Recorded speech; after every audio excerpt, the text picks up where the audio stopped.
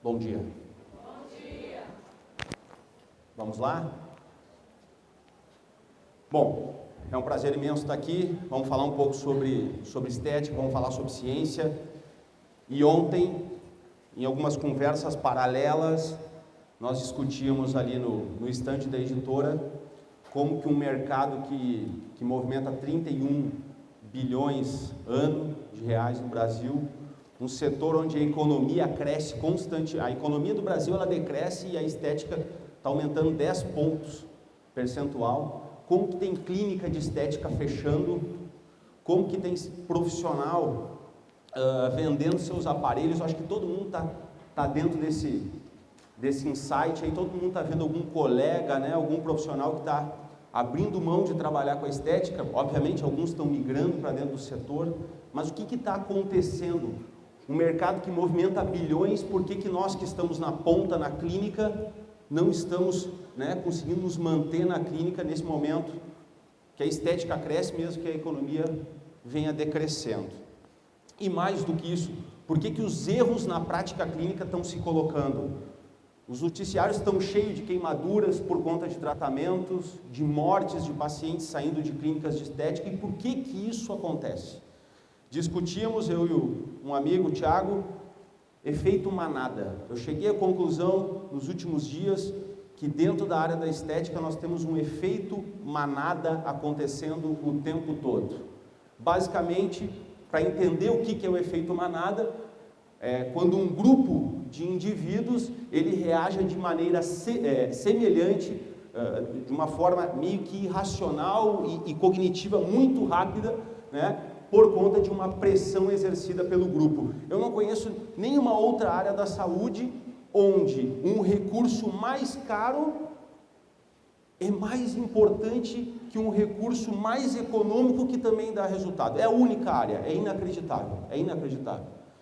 Por quê? Por que eu vou optar por tratamentos caros se muitas vezes eu tenho tratamentos de baixo valor, com maior nível de evidência científica que vão entregar mais resultado?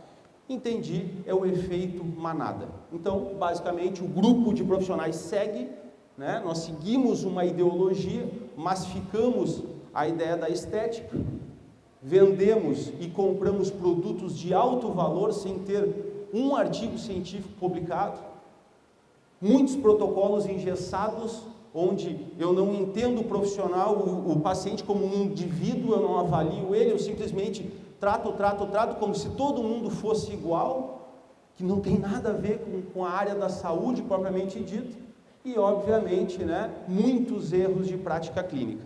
Efeito manada, estamos olhando para uma direção e não é a direção da área da saúde, é isso que eu tenho que contar para vocês, não é. Para explicar um pouquinho o efeito manada e como nós somos influenciados culturalmente por isso, eu quero que vocês pensem, prestem atenção em mim, pensem em um triângulo. Todo mundo pensou em um triângulo? Independente da cor, provavelmente vocês pensaram em um triângulo equilátero, não é isso?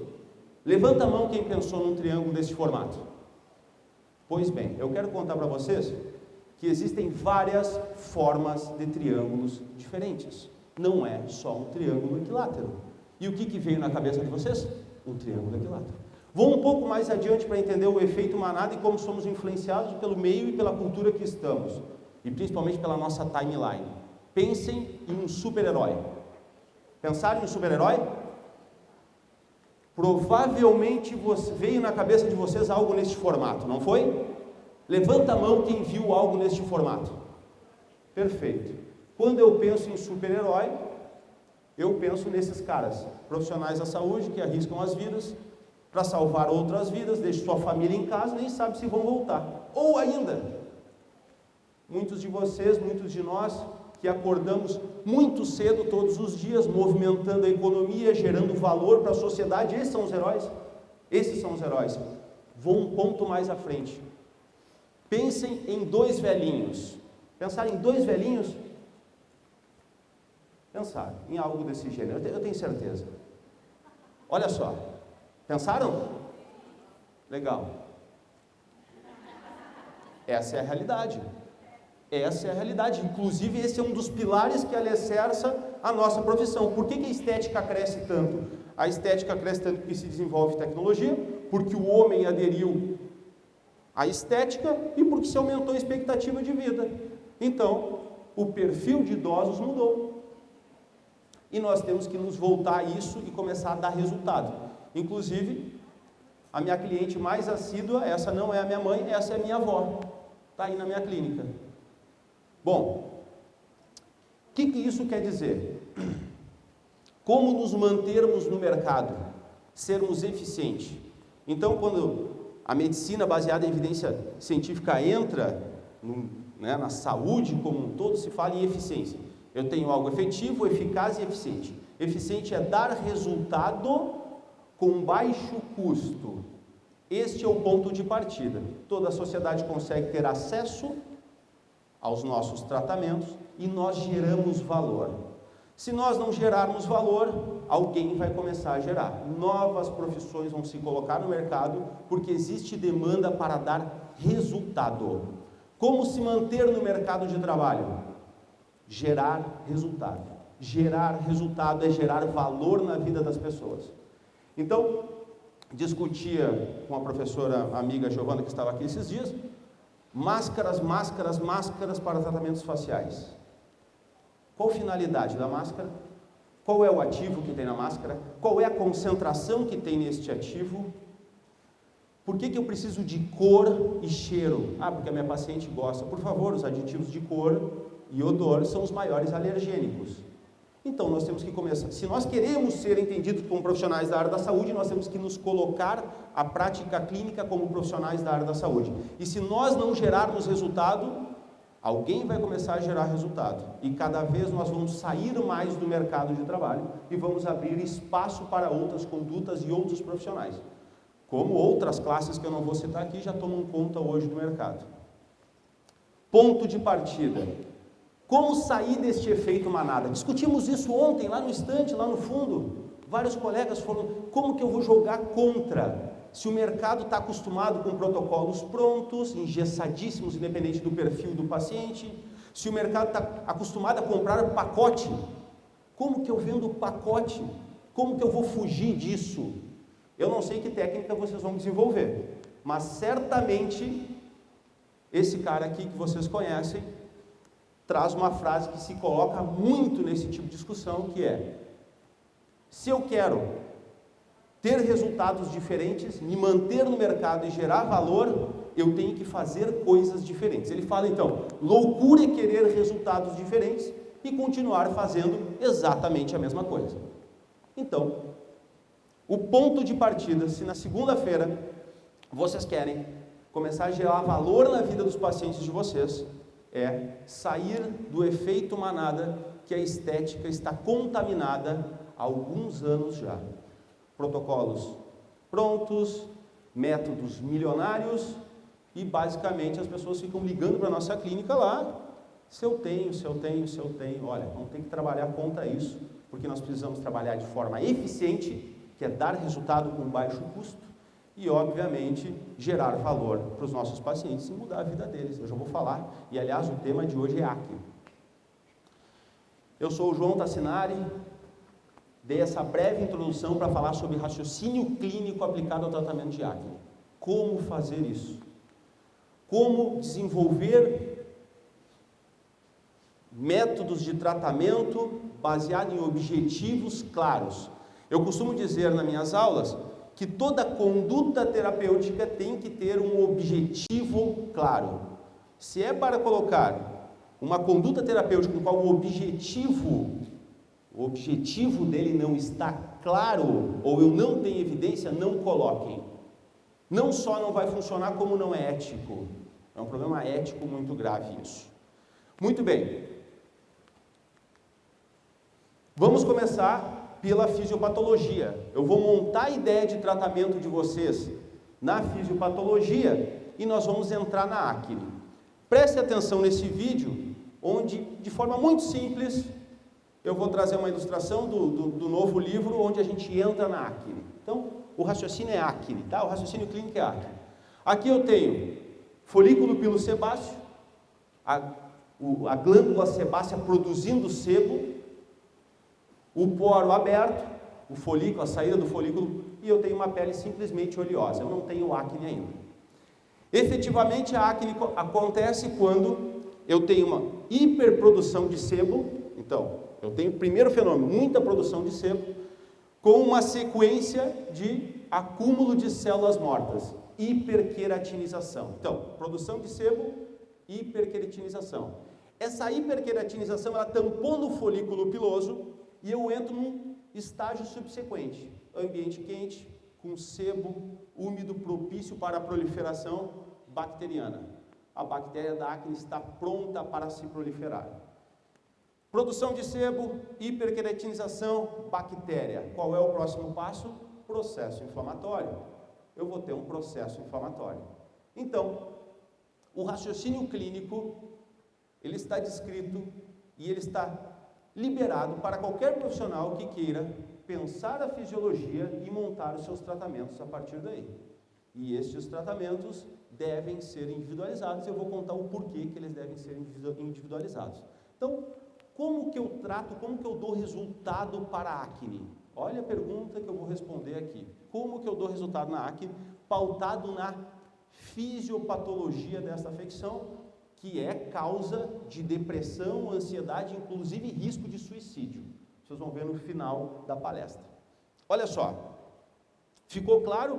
Produção de sebo anormal, hiperqueratinização, proliferação de bactéria e inflamação. Esta é a sequência de eventos.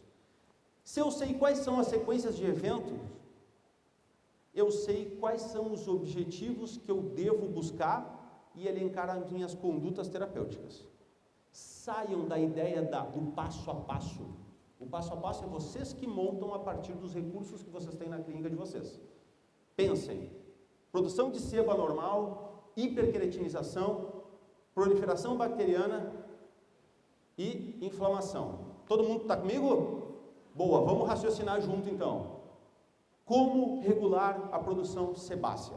Existem vários fatores associados à hiperprodução de sebo, vários fatores associados à hiperprodução de sebo, mas eu chamo a atenção aqui que a dieta alimentar tem associação positiva. Não é um, nem é dois, são vários estudos publicados pelo Jornal Americano de Dermatologia, entre outros, dieta e acne. A alimentação influencia diretamente na formação da acne.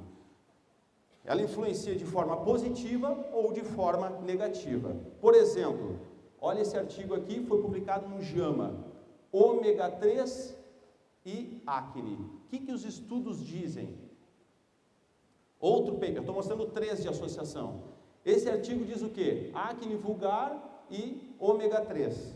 Eu estou dando a primeiro insight clínico, primeira conduta terapêutica baseada na fisiologia, que é suplementação com ômega 3. Ômega 3 é de venda livre, está bem descrita na literatura seus benefícios, e eu tenho evidência científica desde 2006, 2007, que o ômega 3 tem a capacidade de regular positivamente a secreção de glândulas sebáceas. Esse estudo aqui, essas fotos são do estudo, notem a região aqui nasogeniana com diminuição da acne após suplementação, somente de ômega 3.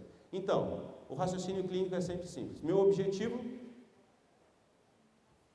exatamente, minimizar e regular positivamente glândula sebácea. Eu vou trabalhar com o quê? Suplementar com o ômega 3. Existem outros, zinco, biotina, selênio, existem vários ativos. Ômega 3 é uma possibilidade.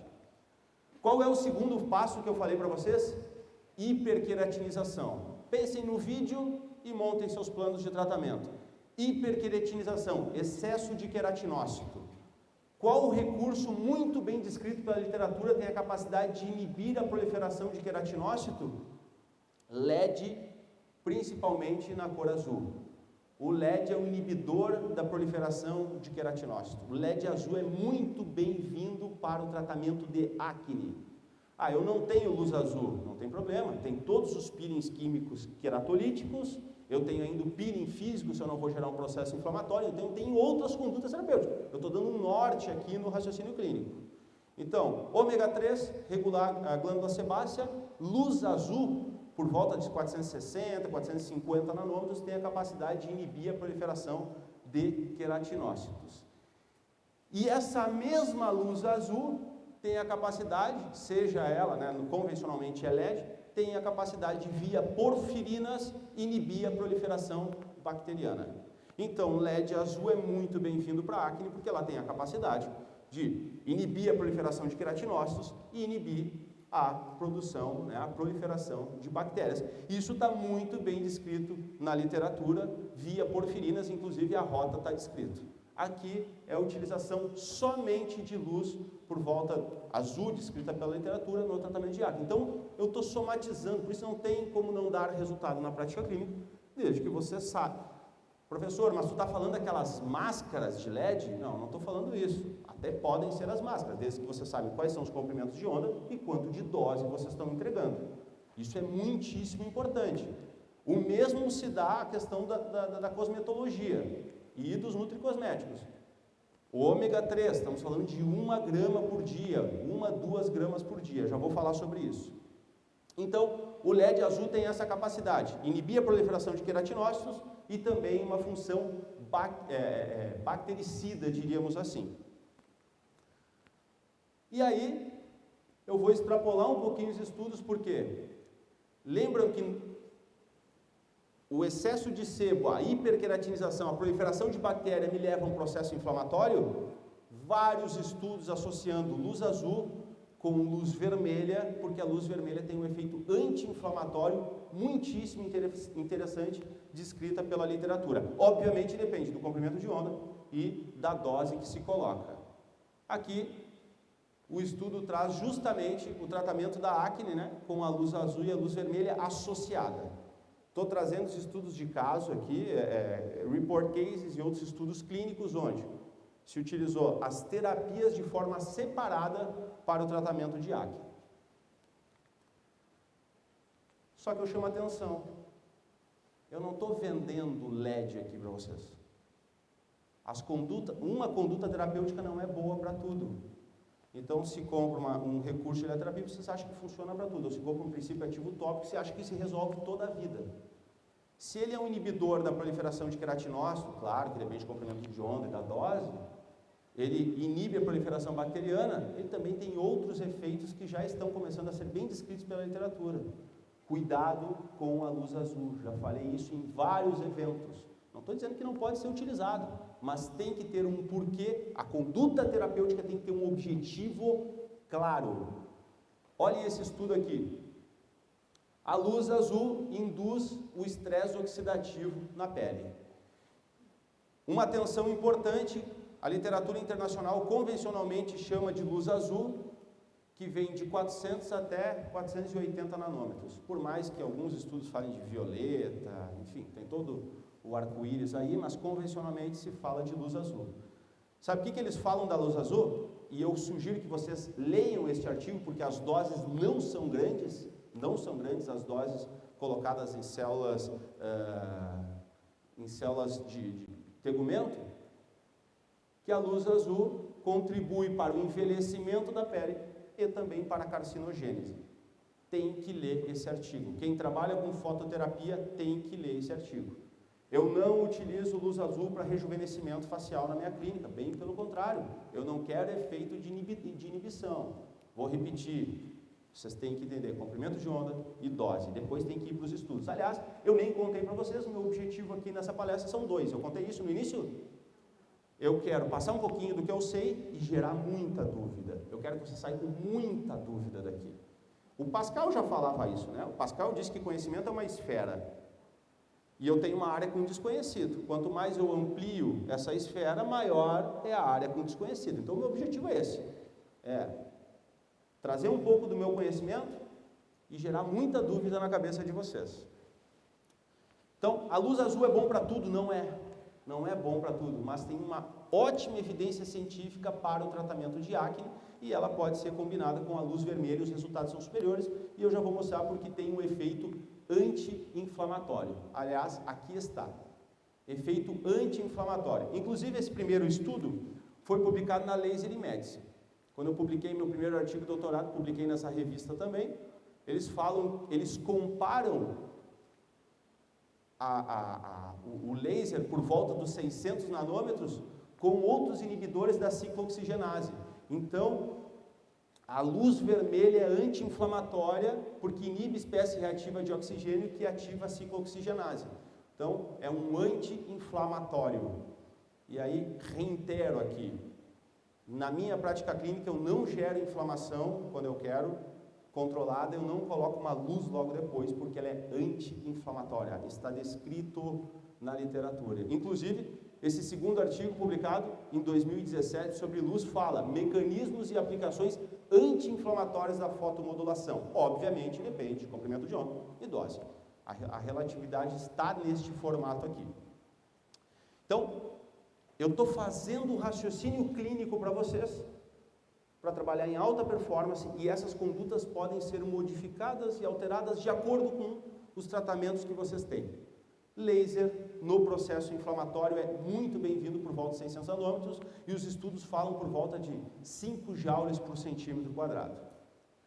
Esse é um estudo muito interessante, onde justamente se fala, foi publicado em 2013, e justamente se fala da utilização das duas luzes na acne simultaneamente. Se não tem simultâneo, não tem problema nenhum. Mas simultaneamente é muito interessante porque eu vou inibir a proliferação bacteriana e, por conseguinte, eu vou ter uma inibição do processo inflamatório.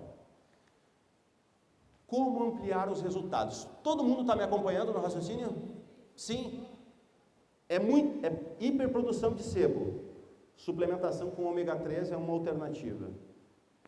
Eu tenho hiperqueratinização. LED azul inibe a proliferação de queratinócito e também inibe a proliferação de bactéria. Depois disso eu tenho processo inflamatório, laser por volta de 600 nanômetros é anti-inflamatório. Tá, mas eu tenho que comprar um recurso de fototerapia? Não. Vocês querem ver um recurso bem descrito na literatura como bactericida? Alta frequência. A alta frequência. Grande parte das bactérias trabalham em via anaeróbia. O alta frequência produz ozônio, que é O3, doa um oxigênio e inibe a proliferação. Inclusive tem estudo na bactéria da acne. Vocês estão entendendo? Não é necessário bloquear os tratamentos, vocês podem escolher. Provavelmente vocês já têm os recursos na clínica de vocês. Provavelmente não, já tem. O que está faltando é fazer um insight da fisiologia e, obviamente, elencar os recursos com melhor nível de evidência científica. Então, acabo de falar do alta frequência, bem descrito mesmo na literatura. E por que ninguém fala do alta frequência? Apagar essa luz. Apaga essa luz, as meninas pediram. Por que ninguém fala do alta frequência? Você já deve saber, porque o custo é muito baixo. Mas eu falo. Gosto do custo baixo. Posso ampliar os resultados? Eu dei uma sugestão de princípio ativo oral, recursos de eletroterapia. Eu posso ampliar os resultados? Posso e consigo, com ativos tópicos. Estou trazendo para vocês aqui um estudo que faz a avaliação da eficácia da niacinamida tópica para acne. Niacinamida tópica para tratamento da acne. Estes assados indicam que um gel a 4% contendo niacinamida é seguro e eficaz no tratamento de acne. Então, a niacinamida é outra possibilidade de tratamento e eu posso colocar no home care do meu paciente. Olha isso. Por que eu vou utilizar esse princípio ativo tópico? Muito simples. Olha só, eu estou ampliando a probabilidade de dar resultado na minha prática clínica. O que a niacinamida faz? Ela regula a produção de sebo, ela é bacteriostática, ela não chega a ser bactericida, mas ela estabiliza a proliferação de bactérias, e ela é anti-inflamatória. Está aqui, fiz um raciocínio clínico simples para vocês, e todo mundo acompanhou a lógica, porque vocês sacaram a fisiopatologia da acne. A fisiopatologia da acne. Agora eu tenho que chamar a atenção de algo muito importante. Não adianta eu ter um produto com niacinamida ou nicotinamida e eu não saber qual é a concentração do produto. É a mesma coisa que quando vocês tomam Tilenol. Quantas miligramas é o Tilenol que vocês tomam convencionalmente? Quanto? 750. Se eu der para um adulto 150 de Tilenol, vai baixar a febre? Vocês têm que saber a concentração do princípio ativo. Não dá para escolher produto pelo cheiro e pela cor, cara. Bem pelo contrário, isso é componente alergênico.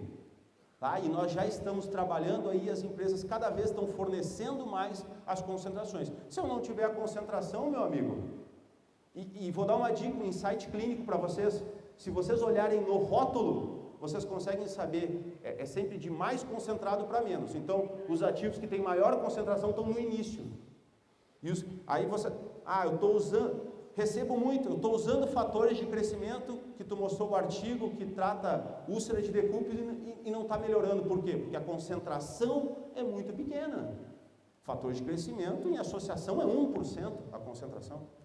Então tem que estar atento a isso na concentração. Se vocês estão trabalhando sem saber a concentração do produto de vocês estão trabalhando a cega. É a mesma coisa que pegar um recurso de eletroterapia e não elencar a dose correta. Então eu coloco a máscara de LED e não sei qual é a dose que eu estou dando. Estou utilizando... Tem que ter esse feeling. Para dar resultado tem que ter esse feeling. Por que nós não estamos atentos a isso? Porque nós estamos no efeito manada. Nós estamos em direção à novidade. Não, para tudo, cara. Tem que começar a dar resultado, senão o negócio de vocês, agora estou falando de negócio, não vai prosperar. Por quê? Todo mundo quer resultado. Não temos mais tempo a perder. A vida está muito corrida. Todo mundo quer resultado na sua prática clínica. E acreditem, se vocês não dão resultado, alguém vai começar a dar. Acreditem. Acreditem no que eu estou falando para vocês. E aí, eu faço 4... Eu peço desculpa, eu estou sendo muito superficial, mas uma palestra dessas me deixa assim superficial. Eu trago 4 passos simples para o tratamento da acne. Esse é o raciocínio que vocês têm que sair. Vocês têm que regular a produção sebácea, minimizar a proliferação de queratinócito, inibir a proliferação bacteriana e minimizar a inflamação. Quais condutas? Escolham as condutas terapêuticas que têm maior nível de evidência científica e menor probabilidade, obviamente, de dar risco aos pacientes. Porque esse é outro problema. Eu tenho que contar isso na clínica, o risco é algo muito eminente. E aí eu trago o Emerson. Olha a frase desse cara. Ele fala o seguinte: quanto aos métodos, até parece que é para estética, né? Até parece, mas não é. Quanto aos métodos, deve existir 1 milhão ou até mais. Mas os princípios são poucos. Quem domina os princípios pode escolher seus próprios métodos. Olha isso. Qual que é a sacada da prática clínica? Dominem fisiopatologia. Dominou fisiopatologia, entendeu os princípios. Entendeu os princípios, elenca os teus próprios métodos de tratamento. E aí vocês vão ter sucesso na prática clínica, sem dúvida alguma. Eu vou resumir. Eu vou resumir esse estudo de caso para vocês. Este meu paciente, eu vou suplementar ele com ômega 3, 1 grama 2 vezes ao dia. Eu vou colocar nicotinamina e posso associar o retinol, que é um queratolítico, que está um pouco descrito na literatura como anti-inflamatório tópico, 4% e 0,05%, ele pode usar em home care, toda noite. Luz azul, desde que tu saiba qual é o comprimento de onda e a dose que tu está colocando. Vou ter o efeito bactericida e, obviamente, vou diminuir a proliferação de queratinócito. E, se eu tenho inflamação nessa acne, eu vou vir com um laser ou LED anti-inflamatório por volta dos 600 nanômetros. Acabei de fazer um raciocínio clínico para vocês e essas condutas não são engessadas, porque cada paciente é um paciente. Vocês têm que avaliar se ele tem inflamação, se ele tem muita oleosidade e por aí vai. Vou um pouquinho mais adiante. Vou dar a dica de ouro para vocês. Prestem atenção nisso. Não adianta nada vocês entender a fisiopatologia, montar o plano de tratamento e não retirar o agente causador. Se vocês estão tratando acne, vocês têm que tirar o agente causador da acne. Qualquer tratamento da área da saúde tem que se pensar no agente causador. A medicina está discutindo muito isso, Porque a medicina está dentro do momento onde tu chega com uma certa dor e te dá um analgésico. Tu toma um analgésico, um anti-inflamatório. Tá, e o agente causador? Então, qual é o agente causador da acne? Qual é o agente causador da celulite? Qual é o agente causador da hiperpigmentação? Vocês têm que buscar isso. Por isso que a avaliação não pode ser gratuita, colegas. Não tem como avaliação. Eu peço desculpa, mas não tem como a avaliação ser gratuita. Vocês têm que ficar 1 hora, no mínimo, investigando o paciente de vocês para achar o agente causador, porque senão o tratamento de vocês vai ser só paliativo. Vou trazer um exemplo para vocês, e já vou dar o atalho. Publicado nos Anais Brasileiros de Dermatologia, hiperandrogenismo cutâneo. Hiperandrogenismo. Excesso de hormônio está dentro da nossa clínica o tempo todo. Síndrome de Sarra está na clínica o tempo todo e vocês não estão fazendo o dever de casa. Quer dizer, muitos aqui estão, eu sei, mas alguns profissionais não estão fazendo o dever de casa, que é investigar isso aqui e indicar para o colega iniciar o tratamento. Pode ser câncer de útero, pode ser síndrome do ovário policístico. Síndrome de Sarra está na clínica todos os dias. Querem ver? Quem trabalha com laser de depilação ou tem na clínica laser de depilação? Levanta a mão. Muito bem, laser de depilação, hirsutismo. Então, síndrome de Sarra H, hirsutismo, aparecimento de pelos nas mulheres em áreas corporais masculinas. Primeiro sintoma de alteração de andrógenos. Oleosidade excessiva no couro cabeludo ou dermatite seborreica, outro sinal clínico importante de alteração hormonal. Calvície, alopecia androgenética, então é síndrome de Sarra. Estou falando de seborreia, hirsutismo, alopécia, e aí eu chego no tema da palestra, que é acne. Muitas mulheres já maduras, né, com uma certa idade, chegando na clínica com acne. E aí, se vocês só perguntem isso na avaliação de vocês, está perdendo cabelo? Tem mais oleosidade, está com caspa? Tem pelos corporais em áreas masculinas? Vocês vão descobrir qual é o agente causador da acne de vocês. Eu estou dando um insight clínico importante. Por que que isso acontece? Aumento dos níveis de andrógenos pelos ovários ou pelas suprarrenais, alterações dos níveis de SHBG, não é só testosterona. Às vezes o cara vai lá e solicita a dosagem de testosterona. Testosterona pode estar normal e SHBG, que é a globulina carregadora de testosterona, pode estar alterada. Então estejam atentos a isso, não é só dosar testosterona ou alguém dosar testosterona. E, obviamente, o aumento de testosterona livre está diretamente relacionado.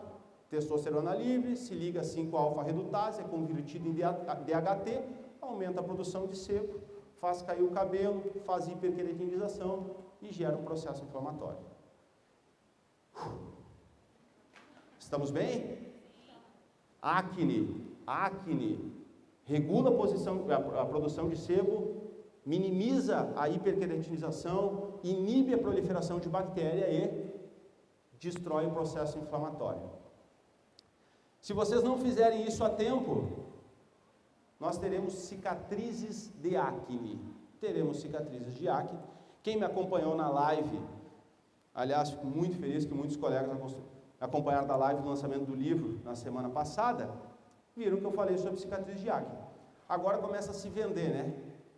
Tratamentos para cicatriz de acne. Vocês assinam o Netflix, larguem o Netflix, acessem o PubMed, cara.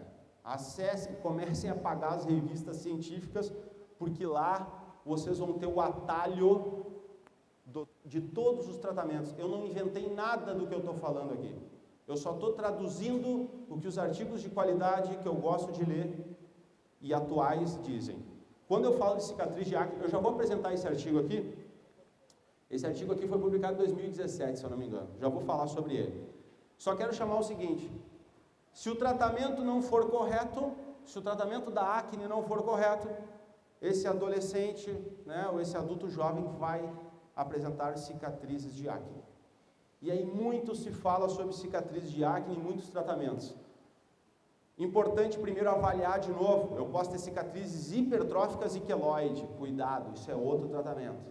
Aqui eu estou falando de cicatrizes hipotróficas. Ice Pick, Rolling e Boxcar. 3 tipos diferentes. Como que eu vejo isso e por que isso é importante? Para elencar a conduta terapêutica. Olha o que o artigo fala. Apresenta os tipos, cuidado com cicatriz, com queloide nem se fala. Tem literatura que fala que queloide é um tumor benigno ativo. Tá? Cuidado com queloides e alterações cicatriciais hipertróficas. As hipotróficas,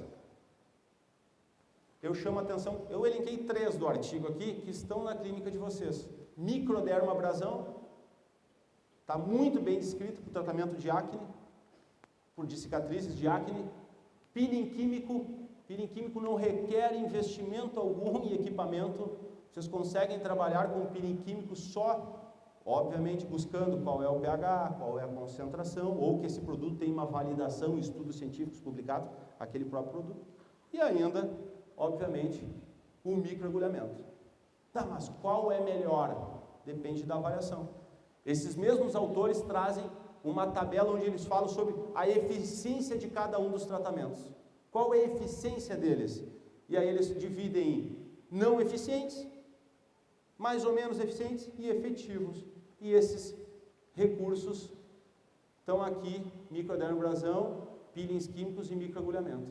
Dependendo do tipo de cicatriz que eu tenho. Se eu tenho Ice Pick, por exemplo, médio efetivo a microdermabrasão e o peeling químico.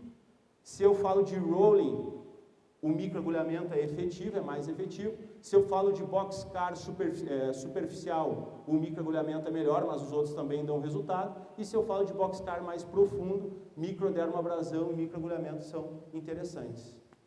Quantas vezes vocês trataram acne? Pergunto, vocês se preocuparam para ver se era Ice Pick, rolling ou boxcar?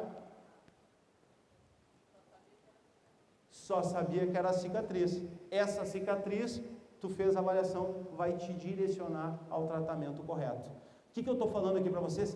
Que avaliar é fundamental. Avaliar é fundamental. Olha só, estou acabando. Olha só, pensa na fisiopatologia. O que eu quero contar para vocês aqui hoje? Eu espero que muitas dúvidas surjam. Esse é o objetivo. Cada vez que eu vejo, que eu vou num evento e ouço algum colega ou outros profissionais falar, eu sinto aquela dúvida e isso me faz muito bem, porque eu busco um pouco mais de conhecimento e estou sempre aprendendo. Estejam abertos nesses 3 dias aqui. Olha só, pensem na fisiopatologia, saiam da manada. Saiam da manada. Vocês querem se manter no mercado, saiam da manada. A nossa clínica está lotada, olha o que eu vou contar para vocês, a nossa clínica está lotada de pacientes que já passaram por outras clínicas. Há pouco tempo, eu moro no interior do Rio Grande do Sul, Há pouco tempo, uma paciente do Rio de Janeiro marcou para pegar um avião até Porto Alegre e viajar mais 2 horas para ir na clínica. Por quê? Porque alguém no Rio de Janeiro, ou vários profissionais do Rio de Janeiro, não atenderam as necessidades daquela pessoa. Vocês estão entendendo? Tem que gerar valor na vida das pessoas. Nossa profissão é muito bonita se nós encararmos ela da forma correta. Olha só, fisiopatologia. Entendi a fisiopatologia? É simples, olha o raciocínio que eu fiz. Iniba a proliferação, a produção de sebo, diminuo a queratinização, inibo bactéria e minimizo o processo inflamatório. Tiro o agente causador. Se eu identifiquei isso, eu vou indicar para o endócrino, né? Vou indicar para a gineco, não sou eu que vou modular o hormônio. E por fim, não se esqueça de avaliar corretamente. Trabalho interdisciplinar. E eu fiz uma homenagem agora no final para vocês, que muitas vezes falam que estética é superficial, né? Que é fútil. A nossa profissão é fútil. Separei só 2 artigos para vocês. Só 2. Risco de suicídio aumentado em adolescentes com acne. Vou mais um. Acne, depressão e suicídio. Está aí. Nós trabalhamos com a vida das pessoas, nós temos que gerar resultado e temos que saber o que nós estamos falando. Contemplando isso, eu finalizo com a frase, vocês sabem que a gente está lançando o livro lá no finalzinho. Essa frase eu coloquei e eu vou ler ela para vocês para finalizar, porque eu sei que vocês já estão cansados. E está diretamente relacionado a esses dois artigos que associam depressão, risco de suicídio e acne. Estética sem saúde pode ser só embelezamento. Saúde sem estética pode ser só ausência de doença. Mas quando estética e saúde se encontram, algo de transformador pode ocorrer, a elevação da harmonização do corpo, da mente e do espírito. Muito obrigado e bom evento para vocês.